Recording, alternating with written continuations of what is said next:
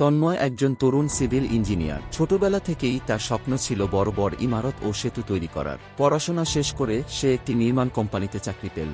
প্রথম প্রকল্প ছিল একটি ছোট সেতু নির্মাণ, যা তার ক্যারিয়ারের জন্য খুব গুরুত্বপূর্ণ ছিল। কাজের সময় তন্ময় বুঝতে পারল, বাস্তব জীবনে প্রকৌশলবিদ্যা শুধু বইয়ের জ্ঞানেই সীমাবদ্ধ নয়। বাজেটের সীমাবদ্ধতা, দুর্যোগ, শ্রমিকদের সমস্যা সবকিছু মিলিয়ে কাজটা কঠিন হয়ে উঠল। তন্ময়ের অভিজ্ঞতার অভাবের কারণে একটি ভুল গণনার ফলে সেতুর নির্মাণ কাজে সমস্যা দেখা দিল। কাজ থমকে গেল, কোম্পানির বড় ক্ষতি হল এবং তন্ময়কে দায়ী করা হলো। সবার কাছে সে ব্যর্থ মনে হলেও তন্ময় নিজেকে দোষারোপ না করে শিখতে লাগল। সে ভুলগুলো বিশ্লেষণ করল, সিনিয়র ইঞ্জিনিয়ারদের কাছ থেকে পরামর্শ নিল, নতুন করে পরিকল্পনা সাজাল। পরবর্তী প্রকল্পে সে আরও সতর্কভাবে কাজ করল, আধুনিক প্রযুক্তি ব্যবহার করল এবং দলকে ভালোভাবে পরিচালনা করল। অবশেষে তার পরিকল্পিত নতুন সেতু সফলভাবে সম্পন্ন হল। সবাই প্রশংসা করল তার ধৈর্য ও দক্ষতা দেখে। তন্ময় বুঝে গেল, ব্যর্থতা মানেই শেষ নয়, বরং এটি শেখার এবং আরও শক্তিশালী হয়ে ওঠার সুযোগ।